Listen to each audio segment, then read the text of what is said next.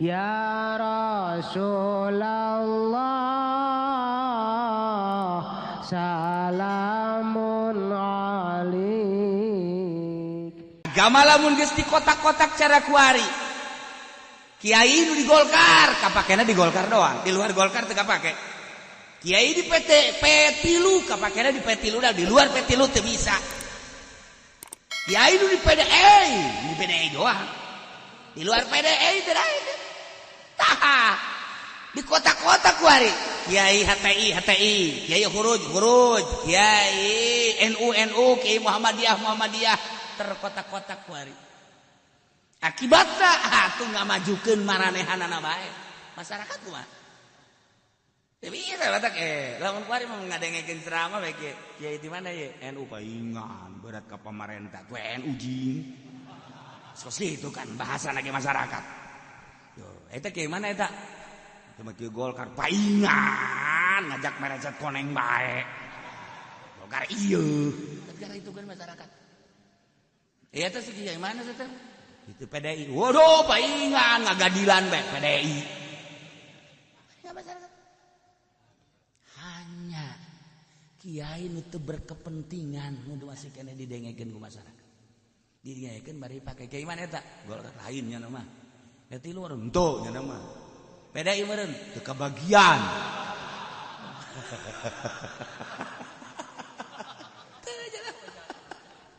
NU lain, ya huruf lain. Hatelanya lu mah ngaji bae. Oh, iya bersih ya. Karak rada didengekeun. Asal kadang-kadang kiai mana sih teu bagus teh caritana nama. Tapi bangun kos kitu teh mah caritana. Kiai teh NU, oh paingan berat ka si eta. Geus teu bisa henteu kos kitulah kaayaanana. Deuk kumaha atuh. Anu timbul bahasa masyarakat teh seperti kitu terkotak-kotak. Dek sanu ngarapian coba kuat. Kuari dek dinasehatan ku NU. Tek jeuli datang ka bisa didengekeun. Sebabnya anak kadengena berbau ka ditu. Kuari dek dinasehatan ku FPI tek jeuli. Bisa mah bisa bae brul-brulan. Jang supaya didengekeun dipake moal sebab lawan geus kanyaoan nya mah kelompok eta bae. Coba kiai mana teh ya? Kiai HTI teu bisa. Sebab jangan dek didinya bae. Huruj embung aing daripada jujubahan ka ditu. Masak unggal masjid teh hayang aing. Maksudna teu saralah kabeh nu di NU teu salah, di HTI teu salah, huruj teu salah. Anu mana ge eueun nu salah jak kitabna mah Al-Qur'an kabeh ngan kepentingan aja kelompoknya kabeh. Kelompok masing-masing bakal jadi penasehat mal bisa. Kos kuali polisi nek negakeun hukum bisa diterima ku nagara ku masyarakat moal sebab berat ka ditu. Moal kuduna nyana teh lempeng. Nu salah asal kelompok itu dibenerkeun. Nu bener tapi lain kelompok itu disalahkeun. Apakah bener tak kos gitu? Apakah bener tak kos cak polisi jipan gitu amat di neraka siang ke. Emang ngalempeng-lempengkeun jurig sia doang. Engke sia kuari mah heueuh bae. Engke tah aing mah tah ngaji tah. Je barangsan. Kayak kurang kalut balik di Indonesia. Batak kula mah selalu ngadoa ya Allah ya Rabb hijikeun deui Gusti bangsa Indonesia naon hartina jeung naon ngeunahna ieu ririuhan jeung riributan. Gusti hijikeun. Coba lempengkeun kurang satu tujuan kuari mengisi kemerdekaan supaya aman tentrem. Kurang ngeunaheun berekonomi berpolitik ibadah ka Gusti Allah kan nikmat. Daripada urang gontok-gontokan naonan. Tah nya ngadoa bae. Doana can diijabah Pak. Jauh nu mere duit. Teh baki pudoli tah ke situ. Aya ngadoa di panggung kikieuan, anu mayar. Sugan sorangan ngadoa teu henteu. Jauh deui bae teh baki geus moal disebutkeun nah. Nah ieu keur carita aya pengembargoan. Ceuk Ibnu Sa'ad 15 poin 15 detik. Cek Ibnu Uqbah mah 17 poin 17 detik. Nu jelas Yahudi teh aya Yahudi Bani Nadir, aya Yahudi Bani Quraidah kabagi tilu engke. Nah ieu mah Bani Quraidah diembargo ku Kangjeng Nabi taat. supaya ulah aya hubungan jeung mukminin. Masya Allah perekonomian kalut. Akibatnya perpolitikan telancar. Sebab tidak saling mendukung. Urang kuari di Indonesia nu mantak maju ge saling mendukung. Aya kitu naon kitu ngaranna kedutaan-kedutaan. Anu bisa ngamajukeun negara. Kedutaan Arab, kedutaan Amerika, kedutaan Inggris, kedutaan Jerman, kedutaan Belanda, Malaysia, Thailand dan lain sebagainya. Melalui kedutaan-kedutaan etalah saling mendukung maju negara. Lamun urang di embargo tak putus. Di embargo ku ieu putus, sedangkan kan kuari mah kuari teu bisa sanagara doang. Amerika na embargo jelas geus 4 negara pasti milu. Model kuari Qatar tek milu anu Misro milu dan lain-lain sebagainya. Nah, ini negara teh kan kayak itu. Akibatnya ya negara henteu maju perekonomian. Nah, kuari iya ya Yahudi Bani Quraisyah di embargo ku Kangjeng Nabi. Kulantaran di embargo 25 poe besi berkelanjutan kan kadituna timbul sieun. Sieun di hate-hate Yahudi Bani Quraisyah.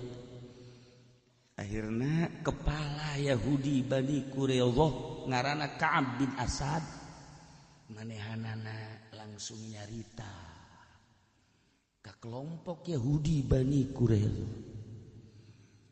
Cek pimpinan Yahudi bernama Ka'ab bin Asad, ya masyarul Yahud, wahai kelompok Yahudi Bani Quraisyah, qad nazala bikum minal amri ma tarawna wa anni uridu alaikum khisalan thalathan. Perlu dikanyahokeun urang di embargo ieu instruksi ti Muhammad. Muhammad telah menginstruksikan apa yang telah kita ketahui dan rasakan sekarang. Dengan demikian 3 perkara coba pilih supaya pengembargoan dicabut. Hiji, urang kudu nurut ka Muhammad. 3 perkara cek Yahudi. Wa mah ieu anu 3 naon? Geus kieu bae kuari malah. Urang daripada berlarut-larut kadituna bakal bahaya nu gede. Sedangkan Muhammad geus katinggalik kegagahanana jeung kaistimewaanana. Urang kuari terdesak. Urang kieu bae kuari bayu nubayyi'u hadzal rajul wa nusaddiquhu. Fa wallahi laqad tabayyana annahu la nabiyyun mursalun wa annahu alladhi tajidunahu fi kitabikum tu'minuna ala dima'ikum wa amwalikum wa abnaikum wa nisaikum. Yuk urang beat bae geus babarengan ka Muhammad, urang ngabenerkeun Muhammad. Ceki Ka'ab demi Allah nyata tertulis di kitab Al-Qur'an dibacayana Taurat annahu la nabiyyun mursal. Muhammad memang yakin nabi anu diutus ku Gusti Allah. Wa annahu allazi tajidunahu, jelas Muhammad duku maneh ka perangi kabeh fi kitabikum. Baca dina kitab Taurat tanda nabi nu bakal datang, nabi akhir zaman setelah Isa. Ngaranna Muhammad. Tanda-tanda rambutna, pangambungna, biwirna, ceulina, dedeg pangadeg, kulitna, akhlakna seperti itu. Geus palingan urang iman bae geus. Kumaha eta Yahudi? Barang dibejaan seperti kitu. Urang lamun iman kumaha? Aman keceknya. Urang moal di perangan ku Muhammad. Harta urang jadi aman, anak urang jadi aman, pamajikan-pamajikan keluarga urang jadi aman untuk mengambil pengamanan. Geus, urang beat bae geus ka Muhammad. Kumaha setuju? Tetep bae Yahudi fa abau. Ulah waka gancang-gancang arariman urang atuh. Keheula. Perlu pertimbangan Ka'ab. Tama babari teuing teu makos kitu mah. Nah, lamun urang kuari ieu embung kumaha ieu? Lamun embung iza abaitum ala hadhihi. Lamun marane embung teu iman ka Muhammad, embung percaya ka Muhammad, embung nuturkeun aturan Muhammad, urang bakalna dibunuh anak-anak orang, pamajikan orang, keluarga orang. Ieu kan bahaya pasti. Urang berhadapan jeung prajurit Muhammad. Perang. Nah ieu nu dipermasalahkeun urang merangan kelompok Muhammad eta kan berat. Seperti eta. Coba kumaha? Yahudi lantas ngomong memohon bahwa aya keneh jalan keluar. Coba. Urang neangan jalan keluar coba kumaha? Akhirnya pertimbangan Yahudi untuk mencari jalan keluar, memohon ka Kangjeng Nabi. Wa arsalu ila Rasulillah an ib'ats lana Aba Lubanah. Coba ngutus ka Muhammad supaya bisa menyelesaikan seseorang di kelompok Muhammad nungaran Abi Lubanah. Sebab Abi Lubanah teh kapan tadina Yahudi. Anakna kan aya di urang keneh, pamajikanana jeung keluarga aya di urang. Harta-harta nage kapan nyana aya keneh di urang. Supaya nyana bisa mempertimbangkan, coba mohon ka Muhammad seseorang nungaran Abi Lubanah. Setuju oge akhirna. Datang kelompok Yahudi Bani Quraisyah ke Kangjeng untuk memohon supaya diutus salah seorang nungaran Abi Lubanah dalam rangka menyelesaikan konflik supaya ulah berlarut-larut. Kudu kos kitu di negara ge. Di negara orang konflik kamari. Di antarana konflik anu teu nyaman lantaran ketidaksetujuanana masyarakat Jakarta dipimpin ku Ahok. Maka terjadilah demo besar-besaran. Nu kudu namakan dipanggil aya naon ieu mah dek datangnya ka istana kok teu meunang. Ieu teh salah pas eta. Tetapi lain berarti salah secara total. Horenganan meureunanan ieu kan kembali ke konstitusi. Siapa kain heran. Bangun sinis teh. Lantaran ieu dipilih ku masyarakat, maka dikembalikan ke masyarakat. Sebab lawan, sebab hanya kelompok kecil lah yang tidak setuju. Nah dengan demikian kembali ke konstitusi. Dengan demikian tunggu kita adu kekuatan, pilih kembali. Salah negara, sebab di urang negara demokrasi, ya kembalilah ke masyarakat. Dengan demikian kita uji coba kekuatan. Dah, cuman masih kena ditangtayungan ku Gusti Allah. Alhamdulillah. Ahok kaok. Selesai permasalahan. Padahal ningali demo nu sakitu gedena, mestina kan nyana datang ke istana teh kudu dipanggil deui. Ya aya penasehat kan di negara teh. Wiranto penasehatna, Ki Hasyim Muzadi penasehatna dan lain-lain sebagainya. Atuh batak naon? Teh panggil. Ngomong duaan. Sang pendemo dengan presiden. Tontonkan ku urang kabeh. Tanya, naon alasan-alasanana? Kan ngeunaheun mestina kitu. Tetapi geus kuari kembali ke konstitusi salah geus. Alhamdulillah tinggal kuari permasalahanana ieu adalah konflik. Konflik naon nu keur dipermasalahkeun di Indonesia mestina kan dipanggil. Konflik kan macam-macam di Indonesia teh. Konflikna konflik politik, konflikna konflik perekonomian, konflikna konflik perbudayaan, konflikna konflik agama, penganiayaan, konflik agama, penistaan dan lain sebagainya. Ila konflik-konflik ieu nu kudu diselesaikan. Nah, kudu cerdas pemerintah teh atuh konflik naon dieu permasalahan teh. Jadi negara teh aya menteri-menterina. Jadi negara teh aya DPR-DPR-na. Jadi negara teh aya MPR-MPR-na, aya penasehat-penasehatna. Konten bisa menyelesaikan konflik bangunna, tapi ternyata alhamdulillah selesai. Kembali ke adu kekuatan. Nah, iya kan model kosnya ya. Untuk menyelesaikan konflik. Sehingga diembargo ku Kangjeng Nabi. Iya konflik besi berkelanjutan. Perekonomian macet, perpolitikan terjalan, perbudayaan macet. Maka dinasehati ku ketua Yahudi. Jadi terimakan ku masyarakatna. Permasalahan anak ieu adalah permasalahan naon? Coba konflik ieu urang selesaikan.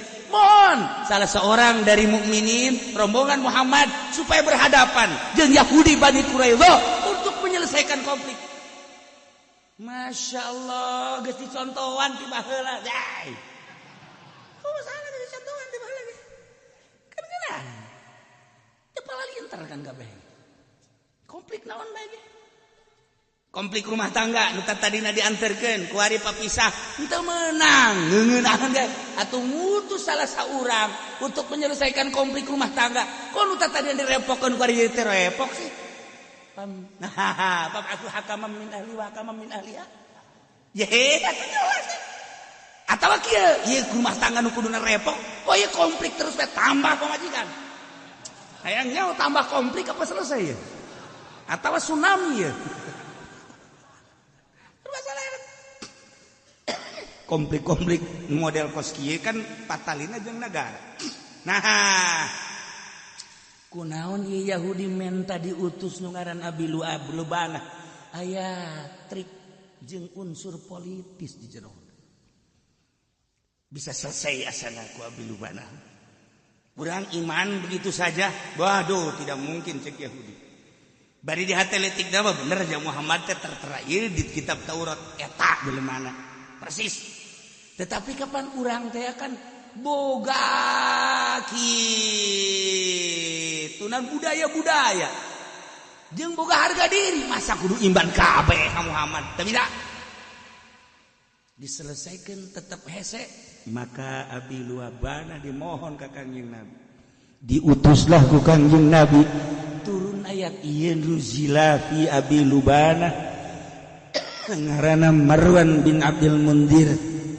Lalu diutus ku Kangjeng Nabi ka kelompok Yahudi Bani Quraidah. Maksudnya liyanzilu ala hukmi, supaya tunduk Bani Quraidah atas hukum-hukum Abi Luban. Astasyaruhu, mohon musyawarah.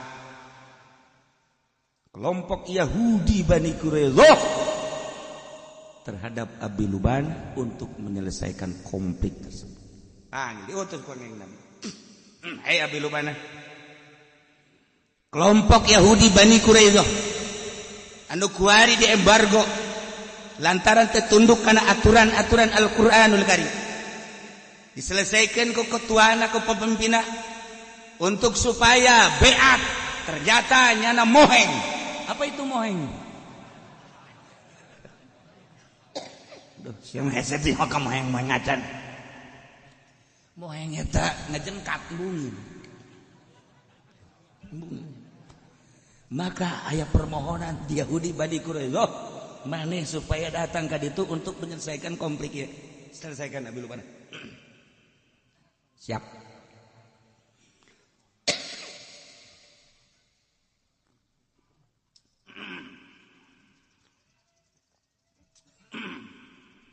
Abi Lubana maju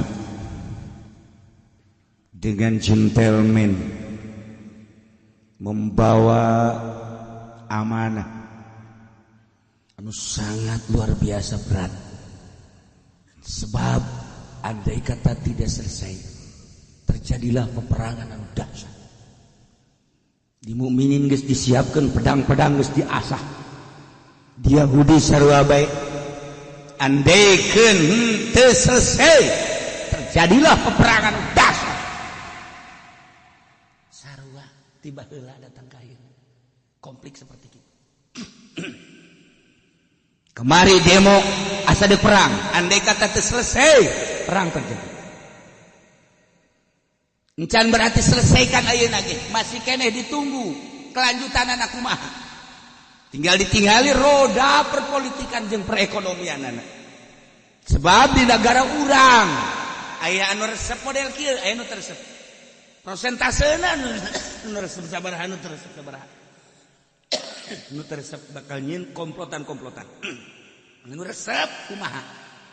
Maka bakalna ieu dimusyawarahkeun jeung para syaitonir rajim. Penggede-penggede. Kumaha supaya ulah terjadi konflik? Ayo. Iya, modelna kos kieu. Besar dia. Mukminin besangan. Siap. Sakitu mah sakicep. Yahudi karena gengsi, hayo paeh-paeh geus pokona orang beak-beak penting ulah mundur kumaha coba. Lamun kejadian model kos kitu. Ya Allah.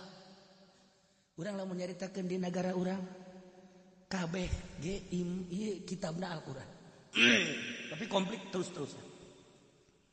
Urang mun nyarita NU kitabna Al-Qur'an. Urang mun nyaritakeun Muhammadiyah kitabna Al-Qur'an. Urang lamun nyaritakeun tentang huruf kitabna Al-Qur'an. Urang mun nyaritakeun HTI kitabna Al-Qur'anul Karim. Urang lamun nyaritakeun berbagai organisasi Ikhwanul Muslimin kitabna Al-Qur'an. Nah, pesantren modern kitabna Al-Qur'an. Pesantren salafiyah kitabna Al-Qur'an. Kopi tengah hiji. Tengah hiji. Ikan berarti aya konflik-konflik. Di jerona aya muatan-muatan anu lain semata-mata Al-Qur'anul Karim. Kudu diriungkeun. Dimusyawarahkeun. Ngutus.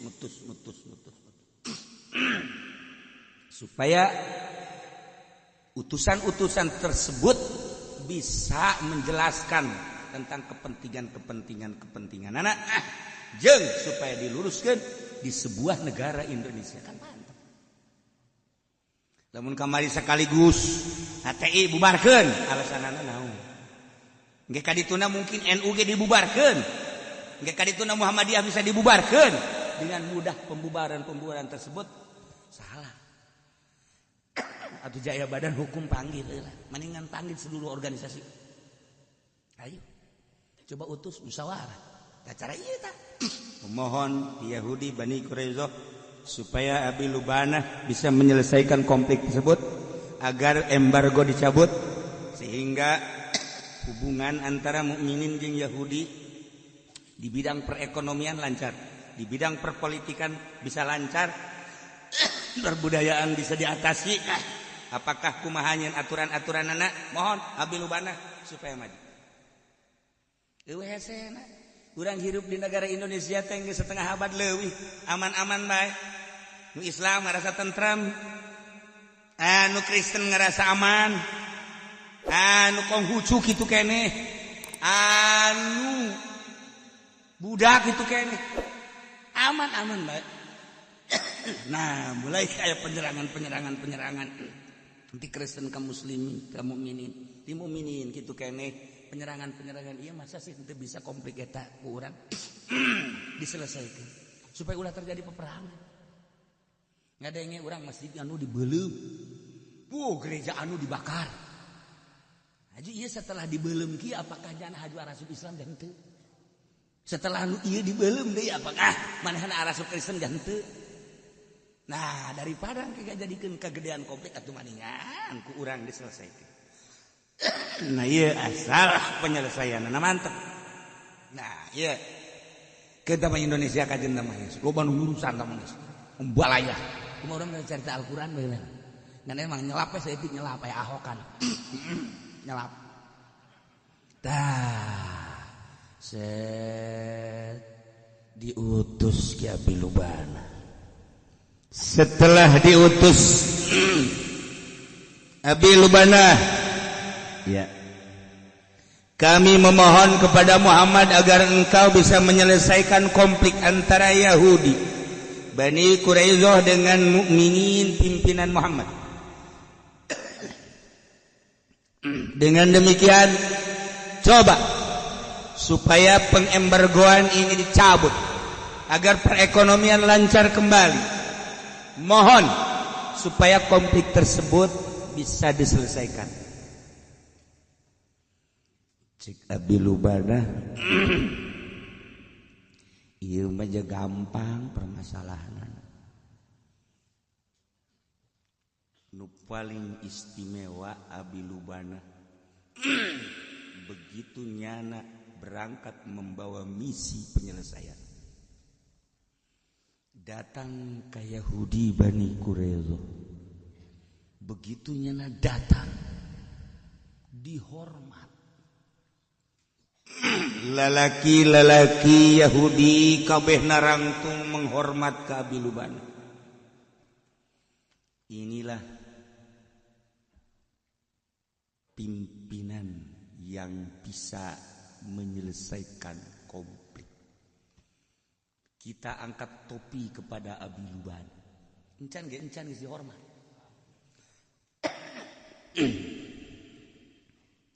Awewe di Jakabe sungkem.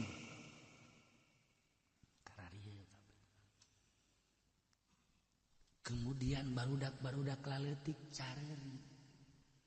Mohon ke Abi Lubana supaya embargo dicabut. Tidinya ke Abi Lubana mikir. Cek Abi Lubana lamun ieu dilanjut permasalahan. Sedengkeun harta aing loba di ditu. Sedengkeun turunan aing teh aya. Anak aing lain anak aing bae meureun anak ua aing, anak mamang aing, anak adi aing. Tetangga aing, wah ieu lamun peperangan bae. Terutama kebon-kebon aing yang perusahaan aing bisa hancur. Wah, cek Abi Lubana demi mengutuhkan harta aing, demi mengutuhkan keluarga aing, demi mengutuhkan anak aing, maka Abi Lubana anu sakitu hebatna utusan Kangjeng Nabi mengkol hatena untuk mengkhianati mukminin. Politik seperti itu, politik mah seperti itu. Berangkat di imah mulus di tengah jalan mengkol. Ke awal-awal dek jadi DPR niatna mulus. Barang geus diuk di kursi embol-embolan mengkol. Masyarakat mengharapkan ieu mah jalurahna ge ustaz. Insyaallah karim. Diharapkan untuk melaksanakan roda perpolitikan di desa tersebut seadil-adilnya dengan niatan anu mulus si ustaz lagi insyaallah. Begitu terpilih ke ustadanana mulai sapoe leungit, masyaallah. Setelah dilantik hanya beberapa hari ke ustadanana kadituna bebajingan. Eta sakelas lurah. Oh mau kelas bupati. Emang bupati aya anu lain bajingan tuh. Bajingan. Lamun make kacamata Al-Qur'an. Lamun make kacamata bajingan mah tuh nya ge boh KM bajingan. Hesek wari urang. Tah, ieu sagede Abi Lubana bae. Diutus ku Kangjeng Nabi untuk penyelesaian konflik, penyelesaian anak di jalan belok katena mengkhianati mukminin. Sebab naon? Pan di ditu teh aya harta aing ambalaya. Mun terjadi peperangan silakan. Oh, di ditu teh kapan aya keluarga aing. Mun terjadi peperangan silakan. Beuh, di ditu teh kapan aya anak-anak aing, incu-incu aing. Mengkol Ki Abi Lubana. Masyaallah. Dengan penghormatan anu pohara, permohonan anu pohara, maka terjadilah pertimbangan anu belok menjadi nu tadina ngerasa amanah kuari jadi khianat. Ditanya Ki Abi Lubana, ya Abi Lubana ataron nansila ala hukmi Muhammadin. Bagaimana menurut pendapat kamu wahai Abi Lubana, andai kata kami sekalian tunduk terhadap hukum Muhammad, lamun kami kabehan tunduk ke hukum Muhammad beat, ieu terjadi da kumaha ieu coba dipengkolkeun ku Abi Lubana. Anu samistina mah lamun aranjeun kabeh tunduk ka utusan ka aturan-aturan Muhammad, ka hukum-hukum Muhammad, selesai permasalahan. Geus waya naon konflik bisa selesai sebab manut ke aturan Muhammad. Tetapi cek Abi Lubana lamun maneh kuari nentang ka Muhammad perang, lamun maneh kuari beat nurut ke aturan Muhammad dipenci. Penjelasan kabeh. Cek Abi Lubana, maneh beat ke Muhammad. Yo. Isarahna. Tah. Fa asyara ilaihim annahu adhibu ta. Kunaon eta ki Abu Lubana bisa kos kitu? Sebab li anna iyalahu wa malahu fihi. Keluarga jeung hartana aya di kelompok Yahudi. Sangat mencintai harta jeung keluarga. Demi untuk kelanjutan harta jeung keluarga, maka nyana belok mutat tadina berat ka mukminin kuari berat ka Yahudi. Na'udzubillah min dalik seperti kos kitu. Konflik politik teh kos kitu bae.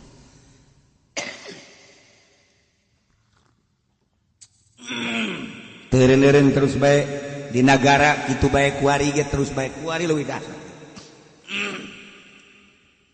Maka kulantaran hianatna Abi Lubana,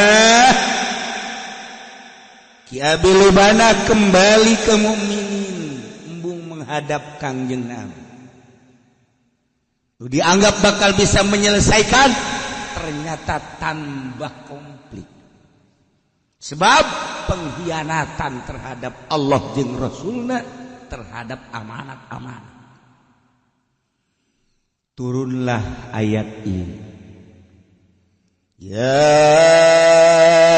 ayyuhalladzina amanu la tahunullaha war rasul. Wahai ering-ering jelema anu arariman, para mukminin mukminat sing hadela takhunullah ulah rek harianat maraneh kabeh ka Allah war rasul jeung ulah hianat aranjeun kabeh ka Kangjeng Rasulullah wala takhunu ulah hianat aranjeun kabeh amanatikum ka amanat maraneh kabeh sing hade. Hiji dilarang mengkhianati Allah. Mengkhianati Allah berarti tengah laksanakan perintah-perintah fardu Allah. Khianat terhadap Allah. Hayang nyahok jelema anu mengkhianati Allah. Ketika jelema anu teu salat eta pengkhianat Allah. Di imah urang lamun anu teu salat, ngakhianat Allah. Teu puasa pengkhianat Allah. Tengah zakat pengkhianat Allah. Geus disob teu haji pengkhianat Allah. Loba keneh di Indonesia pengkhianat Allah. Nomor kedua pengkhianat Rasulullah. Teu nuturkeun sunnah-sunnah Kangjeng Rasulullah sallallahu alaihi wasallam. Pengkhianat Rasulullah. Nomor katilu ngahianati amanah-amanah Allah. Baik di segi agama maupun di luar agama. Agama Islam. Ketika ieu agama nu kudu diutuhkeun, kemudian agama dicaci maki, kemudian agama dilecehkeun, kemudian agama ieu diapilainkeun, ieu tanggung jawab urang sebab mun urang henteu peduli berarti urang pengkhianat agama. Selain agama, diri urang dibagi bere mata ieu amanat. Aing mere mata ka sia, jang neuleuan Al-Qur'an, jang neuleuan hadis, jang neuleuan kitab-kitab Allah. Digunakeun naon ku sia mata sia. Cukup jang colokeun malaikat di akhirat ketika neuleuh TV. Kocek. Hayu sia. Komo eta mah aki-aki geus kieu bae.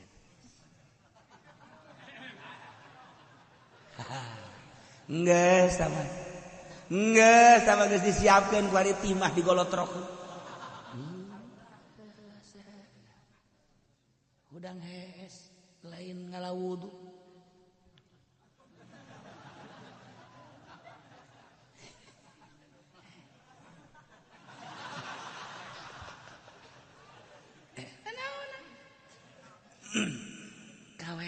dibawa. Keur ngising. Iya. Tarolol kabeh. Pengkhianat itu. Sili amanat Allah. Irung amanat Allah. Lisan amanat Allah, lenat Allah. Beteng amanat Allah, suku amanat Allah. Dubur amanat Allah, kubul amanat Allah. Awas ya. Namun sia hianat terhadap amanat-amanat Allah. Geus ngajungkel di neraka jahanam. La takhunullah war rasul. Ulah ngahianati Allah jeung ngahianati di urusan harta, ghanimah. Ieu aya aturan Allah nu ngabagina Kangjeng Nabi. Ketika menang ghanimah, nah ieulah ulah hianat terhadap ghanimah. Diatur ku Kangjeng Nabi, pengaturan Kangjeng Nabi ulah dihianati. Amanat-amanat ulah dihianati. Eta terhadap ghanimah. Kuari urang ieu, awas. Ieu kaparduan teh amanat Allah. Nu nyampekeunana Kangjeng Nabi, nu utar aturna Kangjeng Nabi ulah ngahianati Allah jeung Kangjeng Rasulullah. Kemudian ieu kabeh adalah merupakan amanat. Kade ulah dihianati. Kekayaan amanat Allah sing hade ulah mengkhianati kekayaan. Jabatan amanat Allah, awas ulah mengkhianati jabatan. Awas kade pangkat amanat Allah ulah dihianati pangkat. Sehat amanat Allah ulah mengkhianati sehat. Ilmu urang diberi ilmu ku Gusti Allah ulah mengkhianati amanat Allah. Maneh diberi ilmu naon? Diberi ilmu politik kade. Sing hade sia diberi ilmu politik teh ulah dipake hianat. Mengkhianati politik nu dibikeun ku Gusti Allah cukup jang hojai di neraka jahanam. Urang diberi ilmu agama ku Gusti Allah, ngarti kana tafsir, ngarti kana hadis, ngarti kana fikih, ngarti kana tauhid. Awas, amanat di Gusti Allah ulah dihianati amanat. Kiai aya ngahianati ilmu kumaha? Dijual teh ka arti cenah kiai dijual teh. Maneh jadi kiai Golkar engke ka dituna menjual ilmu maneh untuk mendukung Golkar lain ka Allah eta geus menjual amanat Allah. Kiai Golkar bakal dikerahkan. Diancung-ancungkeun sebab nyana geus mengkhianati agama. Goblok kiai Golkar. Lain cak aing cak Allah. Emang nyampaikeun doa. Ih, cenah teu mah kiai nyampaikeun aing balik sia. Oh, tadi tuh. Awas udang isin sia. Aduh. Eta wala takhulu amanatikum. Ji ulah gahianati amanah hanya untuk partai, lain ka Allah, hanya untuk organisasi, lain ka Allah. Madak baheula mah bau NU teh luar biasa dengan atas nama Kiai Haji Hasyim Asy'ari. Masyaallah murikak buluran. Tapi kuari NU udah dikamanakeun dijualna sebagian tapi hianatnya. Aya teh cenah model penceramah. Wah eta teh sarua. Aduh. Pengkhianat. Kiai-kiai anu osok ngajual ceramahna pengkhianat deuleukeun tunggung. Lain ngagungkeun Allah. Waduh cenah kalau mah teu butuhkeun amplop mah nu penting mah jero. Hianat. Hianat. Pancena kadinya nunjukna kabeneran.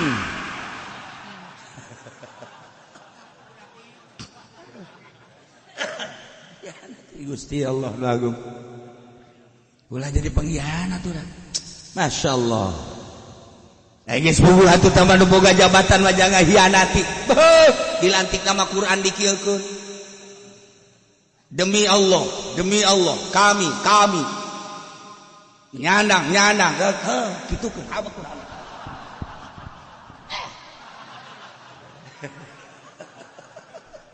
Masya Allah. Kadeuleu ku kabehan Quran dikieukeun sanu mita meureun. Hianat gorenganna. Iya namun di negara orang DPR teh hianat maju mantep. Namun pemerintah teh hianat siada jalan diampar ke emas. Kuarin picung ka dieu Mas Tono malulu. Ngaguling gedeng-gedeng Mas Tono, gedeng-gedeng Mas Eko.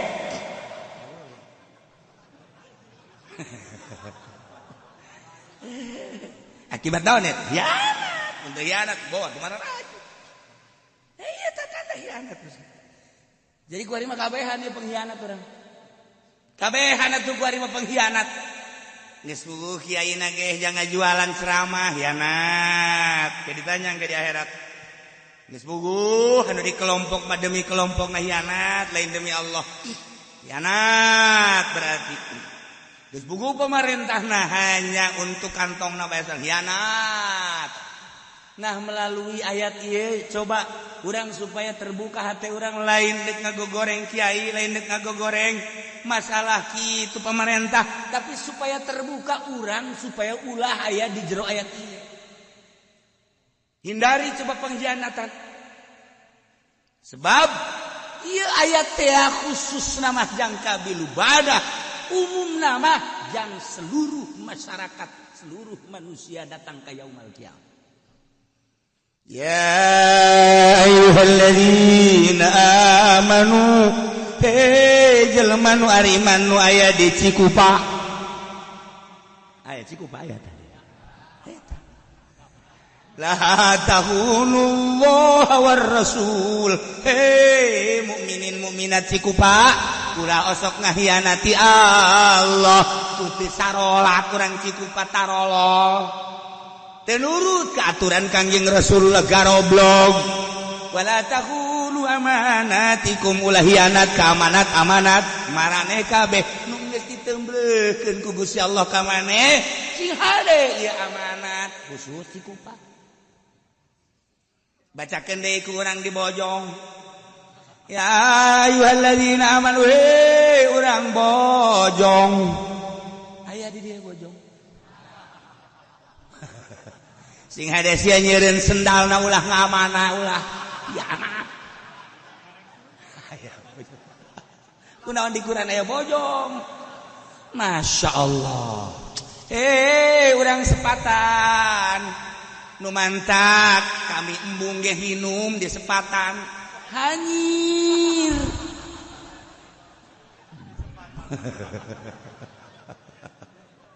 Ya ayyuhalladzina amanu. Tah barang jual we pasar Kemis.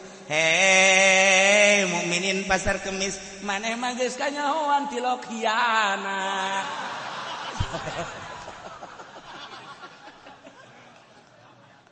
Demo kabeh.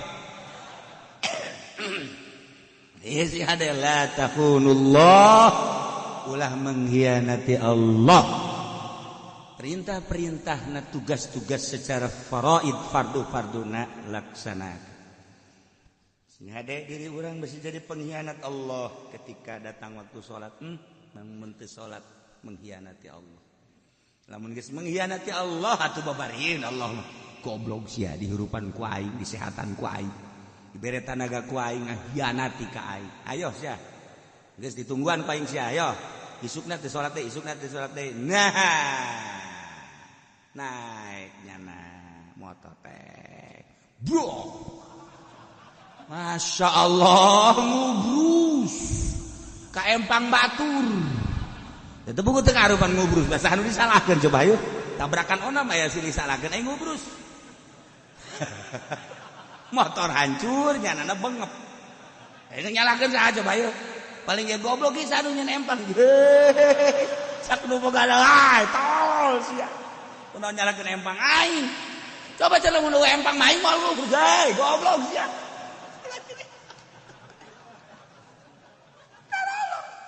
Lain ragap diri nyalakeun empang.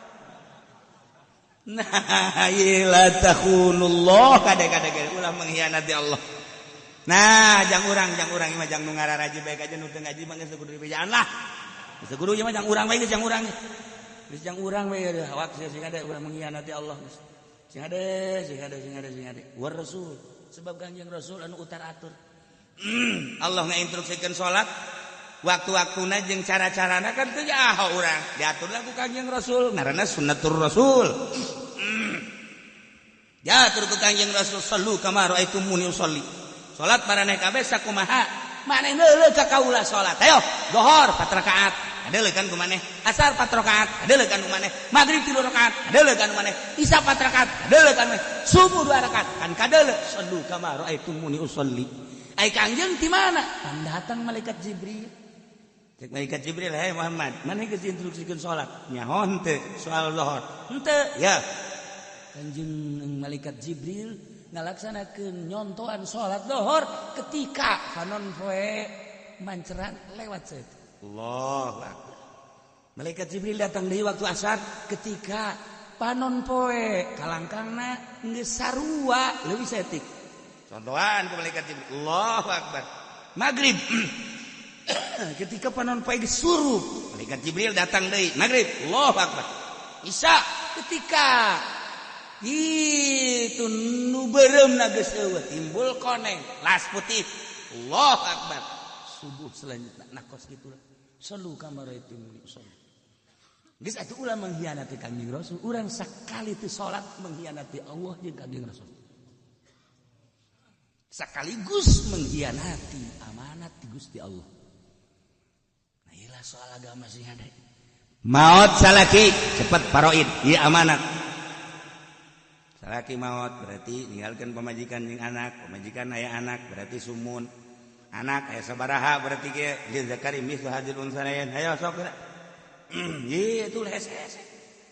Oh, amanat ya. Maut salaki, ieu pamajikan aya anak ngan anakna itu awewe kabeh berarti pamajikan aya anak sumun tinggal anak. Nah anakna aya 2 awewe berarti sulsen. Aya asobahan urang milu ka dinya deui asobah anu maroid bener henteu sih teh. Tuh euy maroid nanti rok dibere. Ieu tungtuna mah kita nyampaikeun amanat nyana ge teu adil goblok teh kiai. Indahan hayang jadi asobah tolong. Asobahna ho oke cek.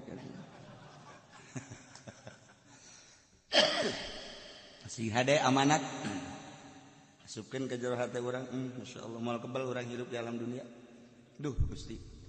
Ya amanat teh Gusti. Urang sehat amanat. Urang pinter amanat. Urang jagjag amanat. Urang boga harta amanat. Urang boga jabatan amanat. Urang boga tahta amanat. Ya Allah.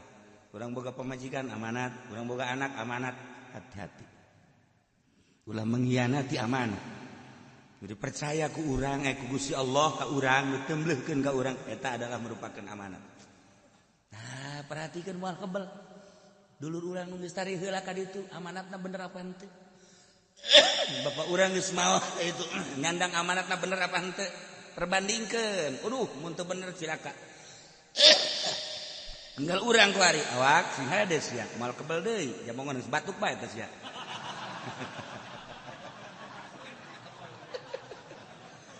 Dulu batuk ya kadang panjang umur kadang nu teu batuk-batuk. Lu teh mah loba aja kos gitu batuk bae dia. Panjang umur nu teu batuk. Cek.